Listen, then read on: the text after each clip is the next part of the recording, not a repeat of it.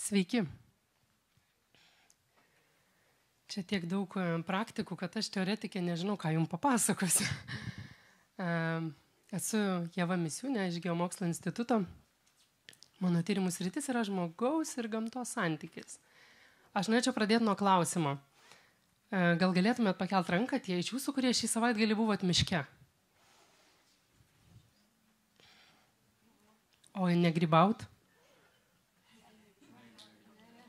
Puiku, nemažai. Aš kiekvieną savaitgalį stengiuosi savo vaikus išvežti į mišką, nesu visam. Bet mes ten praleidžiam 2-3 valandas. Aš visada stebiu tą pačią schemą.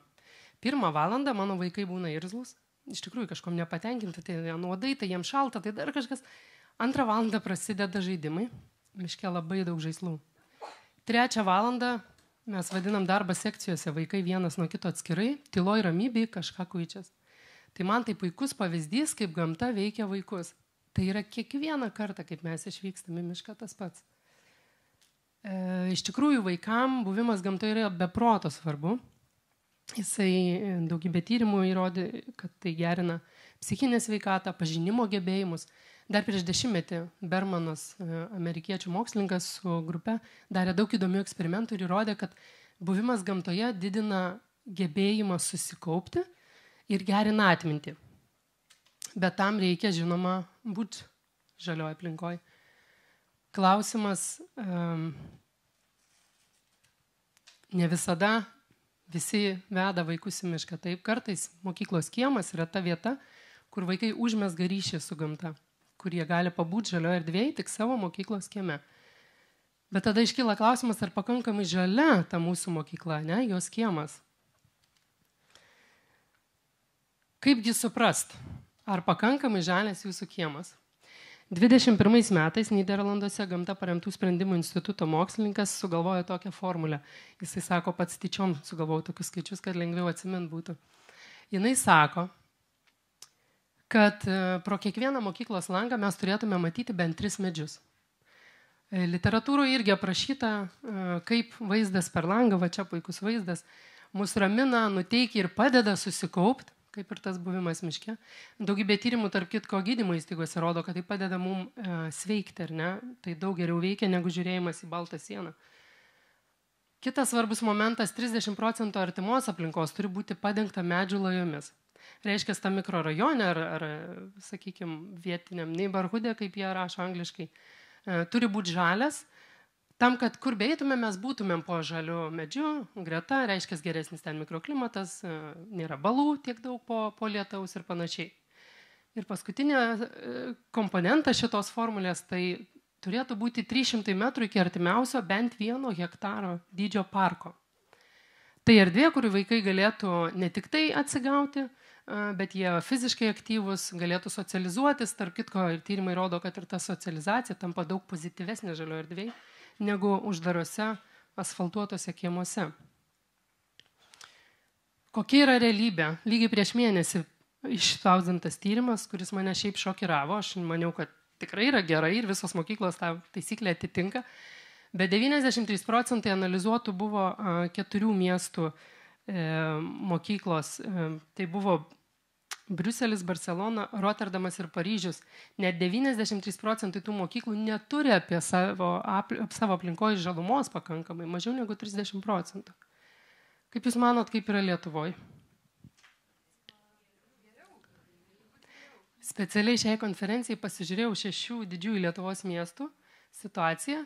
Ir čia pavyzdys, reiškia, nuo mokyklos ribos uždėjau 300 metrų spinduliu tokį atstumą ir patikrinau, kiek ten yra žalumos. Tai čia, žinoma, tokie kraštiniai atvejai, Romainių pradinė, nauja puikia mokykla, tikrai puikioj vietoj. Ir turim kitą progimnaziją, kuri apsupta gyvenamųjų namų. Bet sutiksit ir ten mokos tie patys Lietuvos mokiniai, ne? Bet labai skirtingose aplinkose. Tai Klaipėdai sekas geriausiai, čia tik tai 40% mokyklų turi mažiau, sakykime, žalio apie save.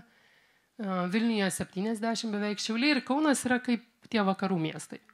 Blogiausia situacija buvo Panevėžiai ir Alytuj. Tai skaičių net nerodau. Bet ką mes galime padaryti? Aš nuo tos lempos slėpiuosi, tiesiai į kaktą. Mes galime žalinti savo kiemus, bet ne šiaip žalinti, o taikyti gamta paremtus sprendimus.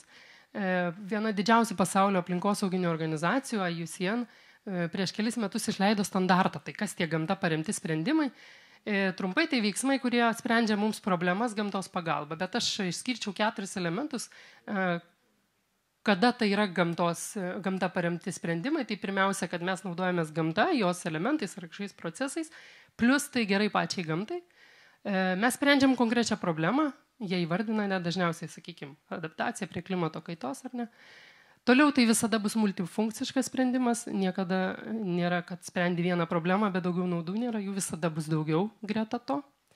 Ir tai turi būti ekonomiškai efektyvus sprendimas. Tai reiškia, kad tai nėra kažkas kosmiškai brangaus, nes tuomet tai ne gamta paremtas sprendimo, greičiausiai kažkokios technologijos, ar ne?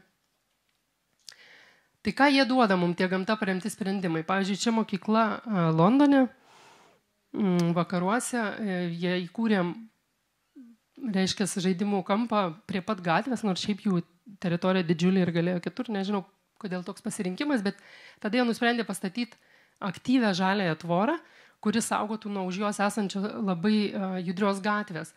Jie skaičiuoja, kad sumažino kietasias dalelės 60% patenkančias. Be kita ko, ta tvora tapo žaliojo ugdymo aplinkosauginio raštingumo, sakykime, kampeliu.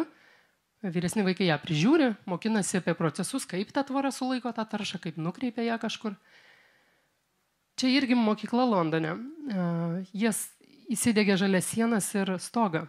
Skaičiuoja, kad vasaros metu sumažėjo temperatūra 5 laipsniais, žiemos metu sutaupo šilumos nuostolis net 30%. Tai galim sutaupyti. Man įdomu šitas pavyzdys, galim prisidėti prie aplinkos saugojimo. Čia yra Kalifornijos pati šiaurinė apygarda, 130 mokyklų įsitraukė į vandens taršos mažinimo programą.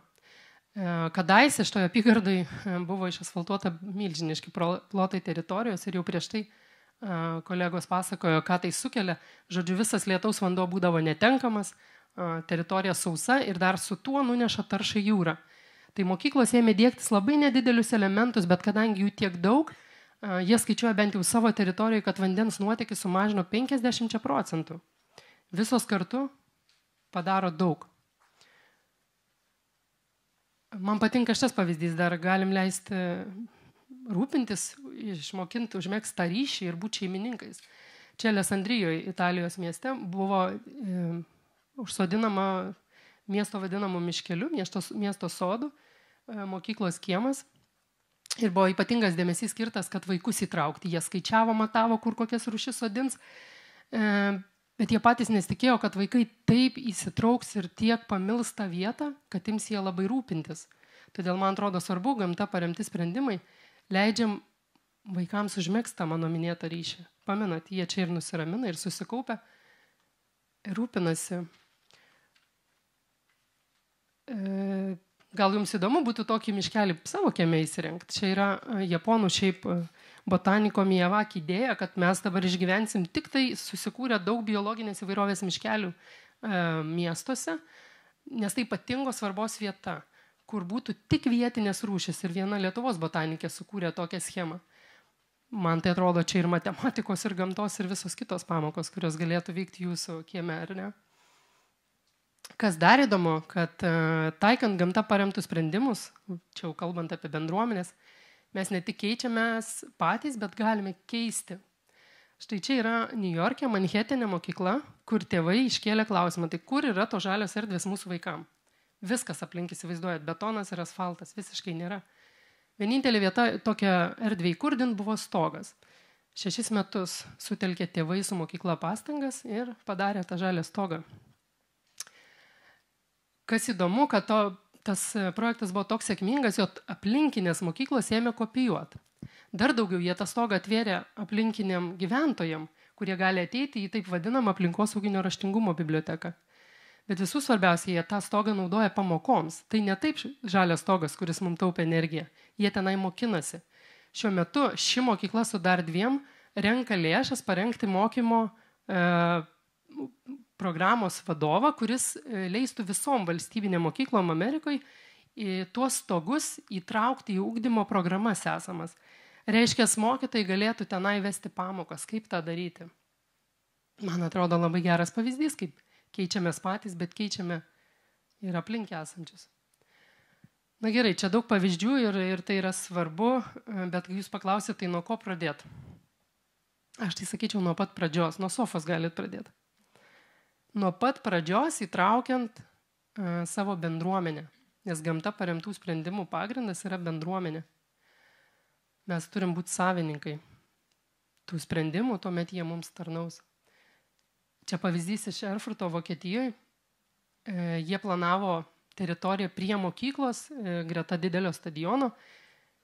Ir planavimo vietoj pastatė sofą. Tam tikrom valandom tenai galėjo ateiti bet kas iš mokyklos bendruomenės, net iš aplinkinių, reiškia, teritorijų, ir pateikti savo pasiūlymus ir pageidavimus. Pasakau šią istoriją, nes patys projekto vykdytojai buvo nustebę sėkme. Sofa buvo nuolat pilna žmonių. Rezultatas irgi puikus. Iš tikrųjų, jie sukūrė erdvę, kuri dabar tenkina labai daug skirtingų poreikių. Ten įrengė ir daugybę gamta paremtų sprendimų, ir šiaip infrastruktūros įdiegė. Ir tai labai geras pavyzdys, kuomet visi kartu pasiekė gero rezultato. Tai aš manau, kad tokia sofa galėtų atsirasti ir pas jūs tikriausiai. Pirmiausia, išgirstant, ką vaikai pasiūlytų, ką jūsų mokytojai pasiūlytų, ką jūsų bendruomenė pasiūlytų, kaip žalinti kiemą tam, kad vaikai ten atrastų ryšį su gamta. Nes pamenat, tada jie užaugę važiuos dažniau į mišką, tenai nusiramins, susikaups, taps laimingesni. Jeigu leisit, aš pabaigsiu tik tai palinkėjimu. Galvokite apie mažą projektą, pradėkite nuo mažo projekto, svajokite apie didelį. Mano gilių įsitikinimų gamta paremti sprendimai yra tikrasis tvarumo kelias, nes mes keičiame aplinką, bet keičiame ir savo vidų. Dėkoju.